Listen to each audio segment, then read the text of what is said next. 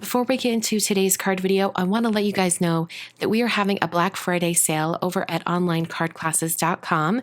This is the site where Jennifer McGuire and I teach online classes along with some amazing artists. And we are offering $5 off all classes, including gift certificates, through Monday evening.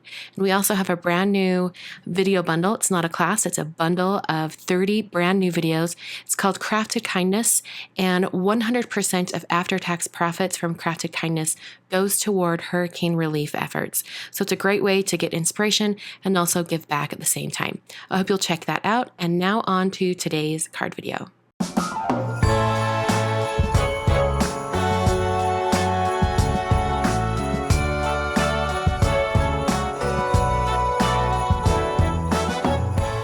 Hi everyone, Christina here. Welcome to day 14 of the holiday card series for 2017.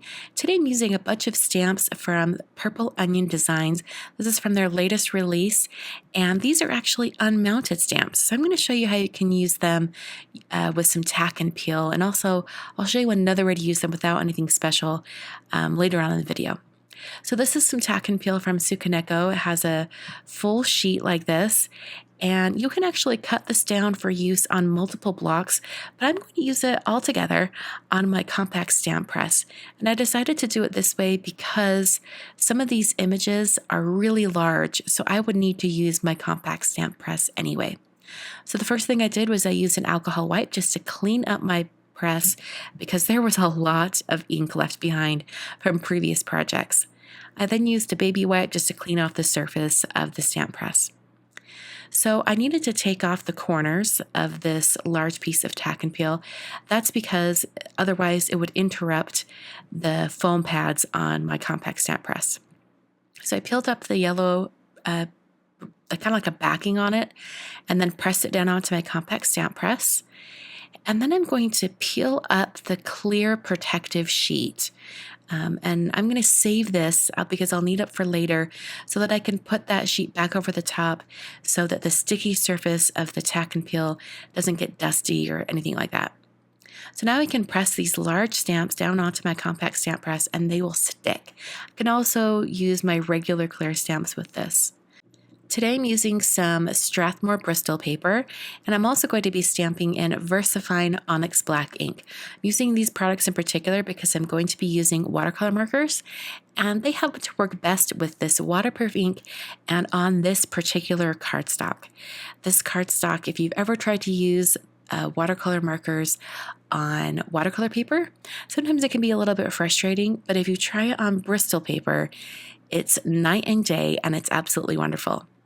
So I stamped that snow globe image onto some Bristol paper, and I'm going to stamp this little snowman near the bottom of this 5x7 Bristol paper. This card is actually going to end up being 5x7. I will trim down this piece eventually, but I wanted to have the spacing just right, so I decided to stamp the image and also the background using the 5x7 paper. So while that stamp still has ink on it, I stamped it down onto some masking paper, and I'm going to cut out this image and then place that mask over the top. And this is going to protect the snowman image while I stamp the door scene behind him.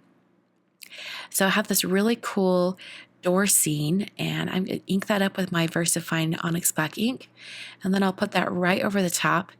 And then you'll see why I needed to have my snowman masked, because otherwise that door would have gone right over the top of his head. So I'm going to ink up this other set. This is actually the door decor set, and I just stamped those all together. You could definitely cut those apart, but I just stamped them all together. So now I'm using the Arteza, I think that's how you say it, Arteza watercolor markers. I just got these off Amazon. They're pretty good price, and I thought I'd give them a try. I've never used them until today, and I just wanted to see how they compare to my current favorites, which are the Zig Clean Color Real Brush markers. So I've got my water brush here from Pentel. This is a Pentel Aquash brush. This is the small size. I just filled that up with some more water. And now I'm taking all of these markers and I'm going to paint this entire scene. And the one thing I wanted to mention while I'm painting is these markers behave practically the same compared to the Zig Clean Color Real Brush markers. I have the same kind of effects. There's just different colors. And I think the brush tips on these are a little bit longer, and the pens itself or the markers themselves seem to be a little bit longer as well. They're not quite as short. Now you'll see here that I do use a black Zig Clean Color Real Brush marker. That's because I could not find a black marker in the Arteza set. Turns out it was there. I just wasn't looking hard enough. So eventually I will use the Arteza one as well. So I'm going to go ahead and turn on some Christmas music so you can see all of the painting, and I will catch up with you in just a minute.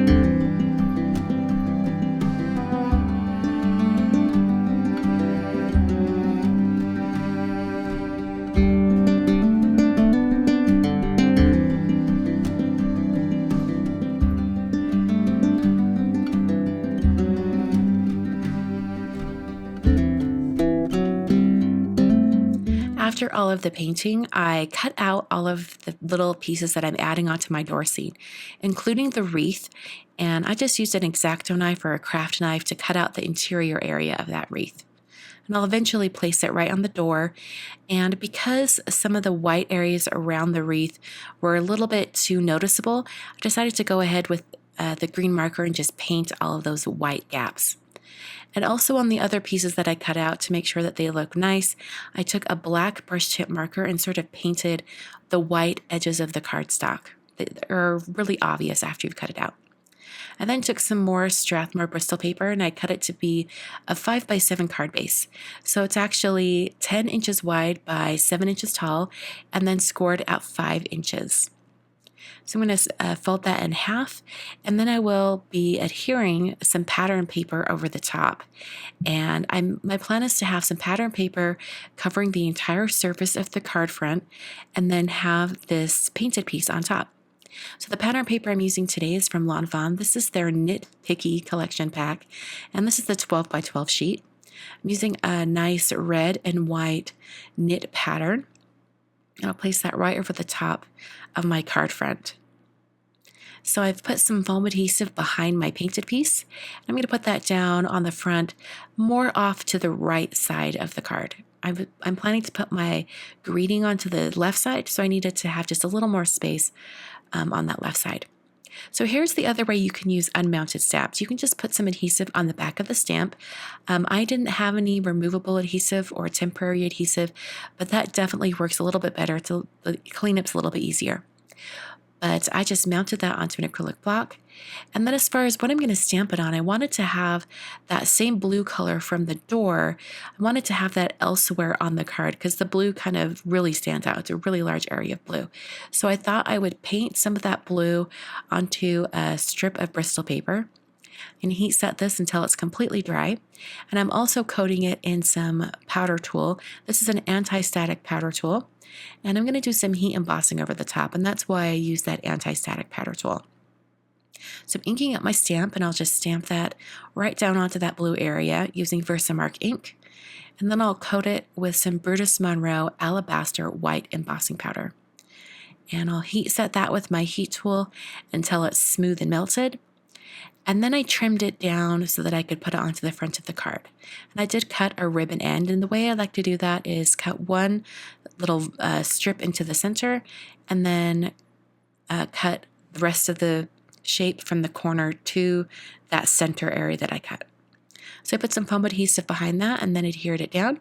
I also put some adhesive behind all of my little pieces and pressed those down onto the scene as well. For a little bit of detail, I took a Signo broad white gel pen from Uniball, and I added some polka dots onto his scarf. And then I added some shimmer pen over the top of his hat and a couple areas on the card. So this shimmer pen is actually from Spectrum Noir. This is one of their sparkle pens, and it adds a lot of sparkle. So now I'm back to that snow globe image. This is the, let's see, it's called Winter Friends. That's what this stamp is called. And I'm just going to turn on some Christmas music and let you guys watch all the painting. I just wanted to include this second card in this video as well. So I will catch up with you at the end of the video when I start assembling this card.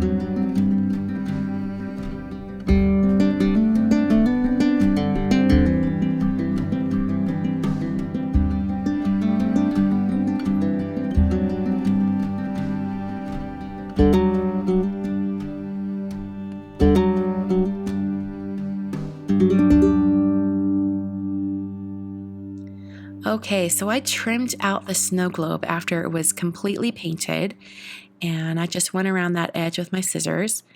And then I needed something for the background behind the snow globes. I'm going to take the Winter Snowflakes embossing folder from Sizzix, and I'm going to put some Bristol paper inside of it. In order to make this work with your Big Shot machine, you're going to use your multi-purpose platform. So don't use the magnetic platform. That's usually what I use. So I had to remove that. And I'm using the multi-purpose platform that comes with the machine. And I just opened it up from one tab. And then I use the embossing folder and then one cutting pad. And that's just the perfect amount of pressure to use this embossing folder. So for the card base for this card, I'm using some Neenah Desert Storm cardstock. This is the 100-pound version. And I'm making a standard sized A2 card. So this is 4 1/4 wide by 5.5 tall. And I just put some Tombow Extreme adhesive on it and then pressed my embossed white piece on top. To make the edges of the snow globe a little bit more finished, I did run a black brush tip marker around the edges and then put some foam adhesive on the back. To finish off the scene within the snow globe, it needed some polka dots on the fox's sweater and then also some stripes on the snowman's scarf. And to finish it off, to make it look like a snow globe, I used my white gel pen just to add a bunch of dots that would make it look like there was snow falling. And I made sure to go over all of the images so it looks like snow is in front of the animals and the snowman as well.